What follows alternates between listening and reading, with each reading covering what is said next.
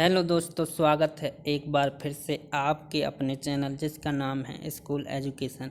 और दोस्तों, हमारे चैनल के द्वारा आप लोगों के लिए बाल विकास की सीरीज स्टार्ट कर दी गई थी, जिसमें हमने अभी तक 4 क्लास कर चुके हैं। इस बाल विकास की सीरीज में यह हमारी 5वीं क्लास है। आप लोगों के लिए इस वीडियो में यह देखेंगे कि किशोरावस्था की विशेषताएं। तो दोस्तों, आपने अभी तक हमारी वो 4 क्लास नहीं देखी तो आप हमारी प्लेलिस्ट में जाएं और वो 4 क्लास देख लें, जिससे कि आप लोगों को यह वीडियो बहुत ही अच्छी तरीके से समझ में आएगी। और वो 4 क्लास आप लोग मिस नहीं कर सकते, क्योंकि यहाँ से आप लोगों का बेस है वो बहुत मजबूत होने वाला है। तो आप हमारी वो 4 क्लास देख लें। और आप भी यदि सीटेट या संविदा शिक्षक वर्ग 3 या फिर किसी राज्य के टेट एग्ज़ाम की तैयारी कर रहे हो तो आप हमारा चैनल सब्सक्राइब कर लें और बेल आइकन को प्रेस कर दें और दोस्तों के साथ शेयर भी कर दें। तो चलिए दोस्तों, आज की इस वीडियो में हम देखेंगे किशोरावस्था की विशेषताएं। तो इसके पहले हम देख लेते हैं कि बाल विकास की जो अवस्थाएं होती हैं वो मुख्य रूप से 3 अवस्थाएं होती हैं। जो आपकी पहली अवस्था होती है वो होती है शैशवावस्था। शैशवावस्था का टाइम पीरियड होता है।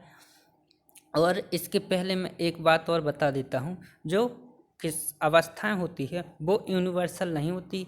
बहुत सारे मनोवैज्ञानिक है, सभी अलग अलग मनोवैज्ञानिकों ने अलग अलग इनके टाइम पीरियड बताए हैं, जिसमें मैंने आप लोगों के लिए रॉस के अनुसार भी टाइम पीरियड इसका बता दिया अवस्थाओं का, और रॉस के अनुसार भी टाइम पीरियड बता दिया कि रॉस इन अवस्थाओं का जो टाइम पीरियड है वो कब से कब तक किस अवस्था का मानते। तो आप हमारी वो 4 क्लास देख लें।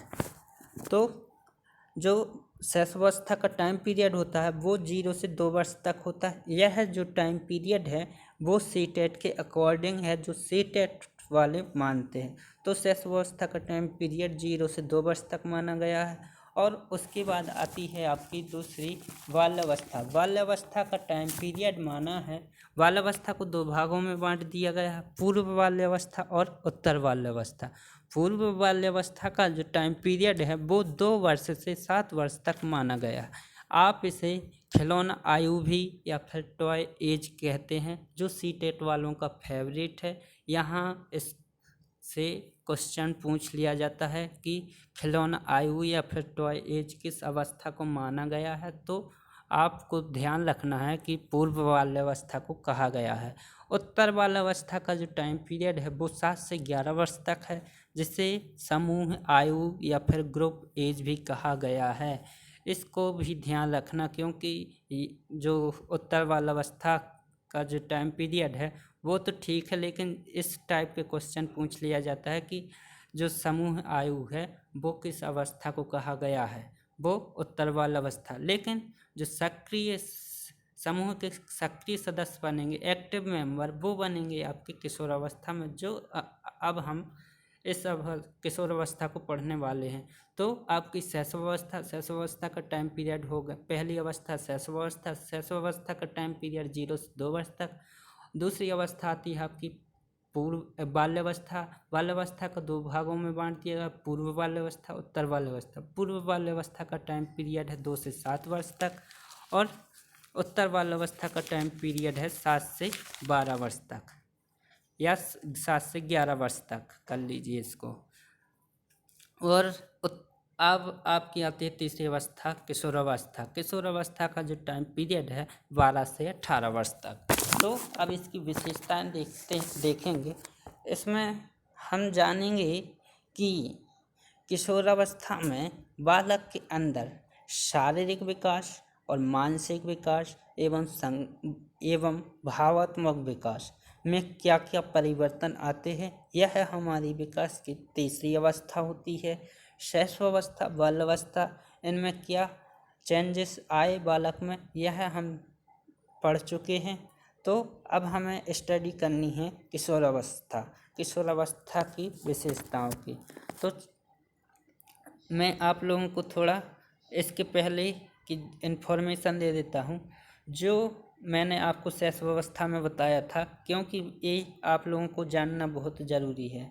जो शारीरिक विकास होता है, मैंने आपको बताया था शैशवावस्था में बताया था कि जो बालक का शारीरिक विकास, या इंग्लिश में आप फिजिकल डेवलपमेंट भी बोल सकते हैं, तो शारीरिक विकास बालक का कैसा होता है, शैशवावस्था रैपिड होता है, यानी बहुत तेज़ी से वृद्धि होती है। शारीरिक विकास उसके बाद शारीरिक विकास उसके बाद आता है बालक बाल्यावस्था में। बाल्यावस्था में पूर्व बाल्यावस्था के अंदर भी यह विकास क्या रहता है, उसका बना रहता है। लेकिन जब भी वह उत्तर बाल्यावस्था के अंदर आता है, तो उसका जो शारीरिक विकास हो जाता है वो कैसा हो जाता है, स्थिर हो जाता है, स्टेबल हो जाता है। जो बढ़ने की रेट है, यानी कि वृद्धि करने की रेट थी, वो क्या हो जाएगी, स्पीड वो हो जाएगी, थोड़ी सी स्थिर हो जाती है। लेकिन दोस्तों किशोरावस्था के अंदर बालक का विकास बहुत ही रैपिड होता है, यानी कि आप लोगों ने देखा अभी तक जो बालक का विकास है वो शैशवावस्था और बाल्यावस्था के अंदर पूर्व बाल्यावस्था में कैसा रहता है, जो शारीरिक विकास है वो कैसा रहता है, रैपिड रहता है। फिर उत्तर बाल्यावस्था में क्या हो जाता है, धीमा हो जाता है थोड़ा। लेकिन फिर से जो शैशवावस्था में जो विकास की गति चल रही थी रैपिड तरीके से, वो भी आपकी किशोरावस्था में उसी तरीके से उसका जो शारीरिक विकास है वो कैसा होता है, रैपिड तरीके से होता है। तो आपका उत्तर बाल्यावस्था में बालक का विकास थोड़ा स्थिर हो जाता है, लेकिन उत्तर बाल्यावस्था के बाद जब बालक किशोरावस्था में आता है तो उसका जो विकास है वो फिर से क्या हो जाता है, रैपिड तरीके से ग्रोथ करता है, यानी कि वृद्धि करता है। वो यह मैं किस बेस पर बोल रहा हूँ कि चलिए दोस्तों मैं आप लोगों को यह प्रूफ कर के बता देता हूँ कि इसके पहले मैं थोड़ा आप लोगों को और डिटेल्स इसकी जानकारी देता हूँ कि बालक का साल यानी कि विकास बहुत ही रैपिड होता है इसके अंदर किशोरावस्था। शारीरिक विकास तो आपने देखा कि रिपीट हो गई, यानी कि जो इन्फेंसी वाली चीज़ इस यानी कि जो विकास थी इन्फेंसी में वो क्या हो रहा है, इसमें किशोरावस्था में क्या हो रहा है, रिपीट हो रहा। और इसके अंदर दोस्तों किशोरावस्था के अंदर शैशवावस्था से रिलेट करेंगी बहुत सी चीज़ें, और जो किशोरावस्था में शैशवावस्था की जो चीज़ें हैं वो इसमें क्या हो जाएगी, रिपीट होगी, और इसे आप पुनरावृत्ति भी कहा गया है। शैशवावस्था की जो चीज़ें इसमें रिपीट होगी तो वो इसे पुनरावृत्ति भी कहा गया है। फिजिकल चेंज होते हैं इसमें काफ़ी, वो कैसे होते हैं, रैपिड होते हैं और फास्ट या फिर तेज़ भी बोल सकते हैं। किस बेस पर बोल रहा हूँ वो अब देखें। जो बालक की हाइट इसमें फिजिकल, आप इसे शारीरिक विकास को क्या बोल सकते हैं, फिजिकल डेवलपमेंट भी बोल सकते हैं। और इसके अंदर किशोरावस्था के अंदर बहुत ही रैपिड तरीके से होता है, तेज होता है। तो जो बालक की हाइट है मैक्सिमम हाइट, वो जो लड़के होते हैं वो 18 वर्ष में पा लेते हैं किशोरावस्था के अंदर, और जो लड़कियां होती हैं वो पा लेती है अपनी 16 वर्ष की अवस्था में, 16 वर्ष में मैक्सिमम हाइट अपनी पा लेती हैं। तो आप ये कह सकते हैं कि जो बालक का विकास है किशोरावस्था के अंदर वो कैसा होता है, रैपिड होता है, यानी कि शारीरिक विकास से वृद्धि वो तेज होती है शैशवावस्था की तरह। तो जो लड़कियों की हाइट है मैक्सिमम हाइट वो 16 वर्ष में, और बॉयज़ कितने में कर लेते हैं, लड़की 18 वर्ष में पा लेते हैं अपनी मैक्सिमम हाइट। अब दूसरा एग्जाम्पल मैं देता हूँ, सिर और मस्तिष्क का पूर्ण विकास। जो किशोरावस्था के अंदर दोस्तों बालक का सिर के अंदर जो माइंड होता है और मस्तिष्क, सिर और मस्तिष्क का यहाँ पर किशोरावस्था में पूर्ण विकास हो जाता है बालक का। और इसके अंदर दोस्तों, इसके अंदर जो विशेषताएं हैं, सारी विशेषताओं को आप यूनिट में माप सकते हैं दोस्तों। यानी कि मात्रात्मक, आप जो फिजिकल डेवलपमेंट है वो होता है, कैसा होता है, मात्रात्मक होता है। यानी कि आप इसे पूरी तरह यूनिट में माप सकते हैं कि बालक की कितनी हाइट बढ़ी तो कितने सेंटीमीटर या फिर कितने इंच बढ़ी, और जो बालक का वेट है वो कितने किलोग्राम बढ़ा या फिर कितने किलोग्राम कमा, यानी कि जो वृद्धि भई या फिर उस वेट है जो कम हुआ।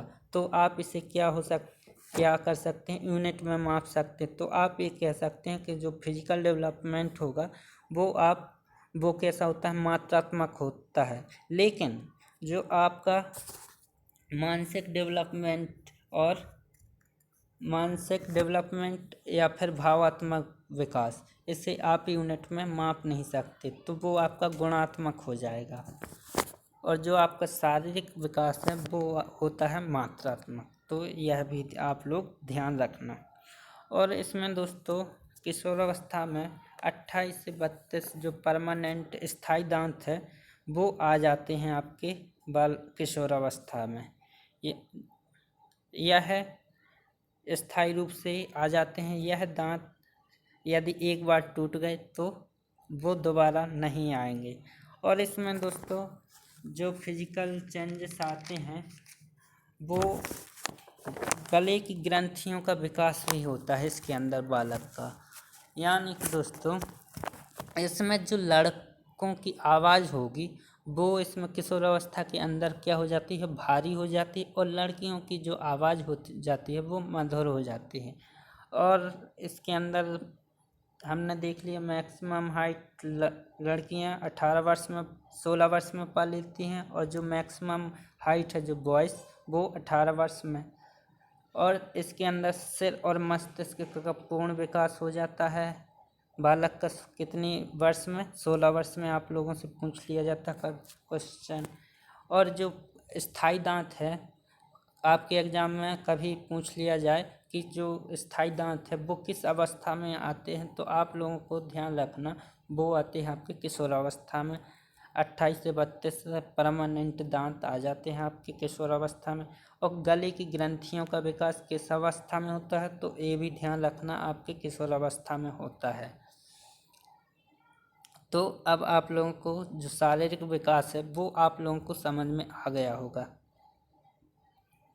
और आप लोगों को कोई यदि इसमें डाउट हो तो आप हमारे कमेंट सेक्शन में कमेंट कर दें कि जो भी आप लोगों को डाउट हो।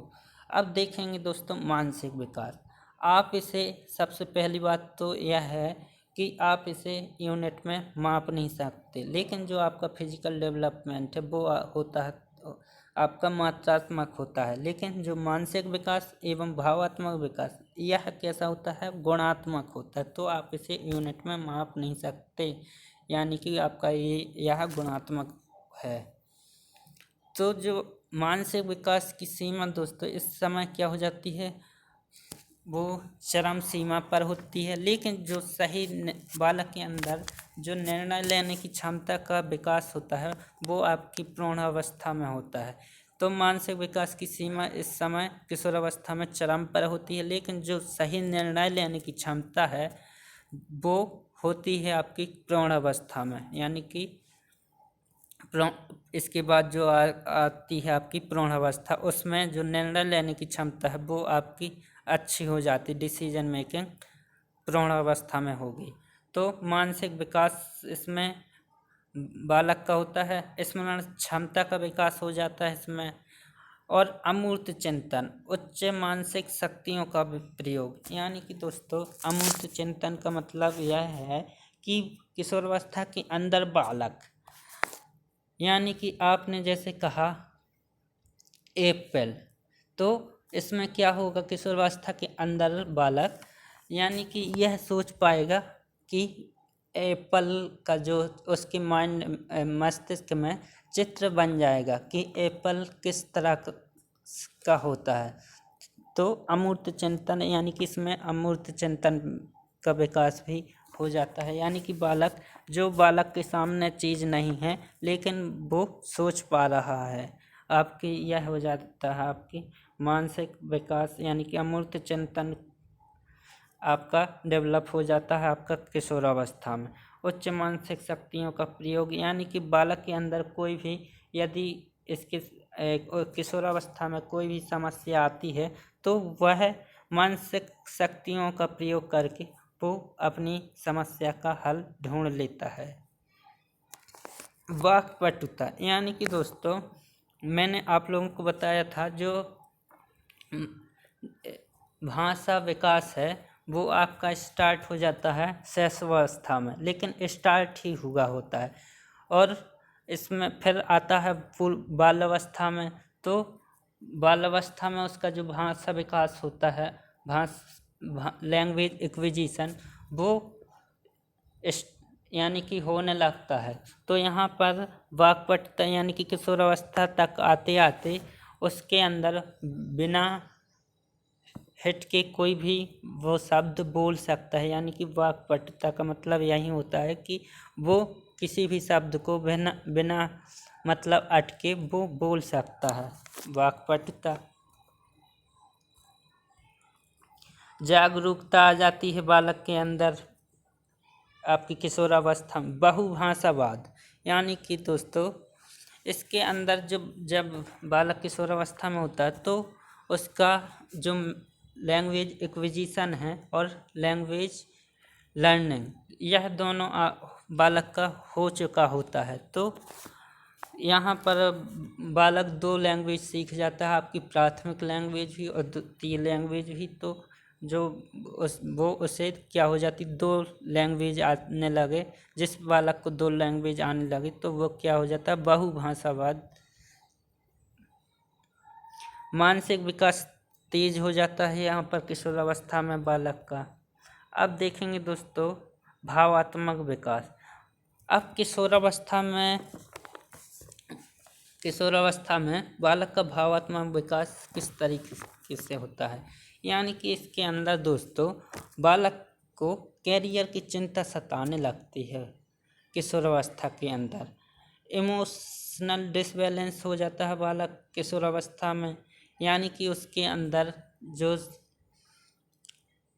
बहुत सारे द्वंद्व यानी कि चलते रहते हैं किशोरावस्था में। तो क्या हो जाता है इमोशनल डिसबैलेंस हो जाता है यहाँ पर किशोरावस्था में, और कैरियर की चिंता को लेकर वो चिंतित रहता है किशोरावस्था में।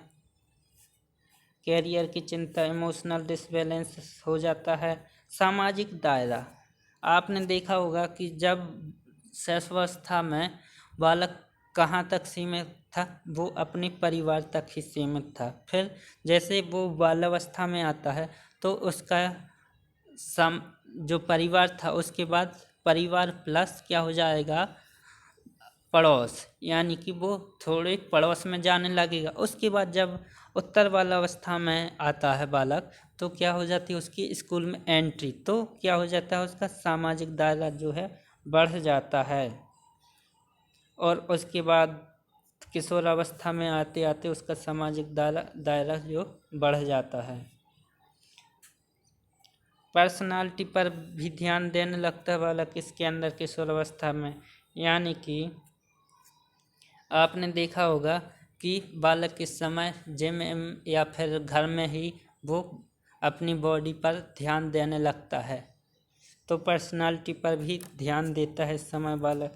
नैतिकता पर स्वयं नियंत्रण, यानी कि जो कंट्रोल है वो आ जाता है बालक का किशोरावस्था के अंदर। समूह का सक्रिय सदस्य, मोस्ट इम्पोर्टेंट विशेषता दोस्तों किशोरावस्था की। समूह का सक्रिय सदस्य कब बनता है बालक, तो वो बन जाता है आपका एक्टिव मेंबर कब किशोरावस्था में। तो यह ध्यान रखना दोस्तों। तो हमारी यहाँ आप लोगों की जो किशोरावस्था थी वो आप लोगों की यहाँ पर समाप्त होती है। आशा करता हूँ कि आप लोगों को समझ में आ गई होगी, और आप लोगों को जो भी डाउट हो तो वो आप हमारे कमेंट सेक्शन में कमेंट कर दें। आप लोगों को वहाँ पर आप सॉल्यूशन दिया जाएगा जो भी आपकी आपका डाउट है वहाँ पर क्लियर किया जाएगा, तुरंत रिप्लाई किया जाएगा। तो चलिए दोस्तों, मिलते हैं अब अगली क्लास में। अगली क्लास में आप लोगों के लिए अभिवृद्धि और जो डेवलपमेंट है इसमें डिफरेंस बताऊंगा कि क्या होता है, वृद्धि एवं विकास में अंतर बताऊंगा। तो चलिए दोस्तों, मिलते हैं अगली क्लास में। जब तक के लिए दोस्तों जय हिंद। और आप लोग दोस्तों कमेंट करके ज़रूर बताएं कि आप लोगों को क्लास कैसी लगी, और वीडियो को लाइक भी कर दें और चैनल को सब्सक्राइब करके बेल आइकन को प्रेस कर दें। चलिए दोस्तों, अब मिलते हैं।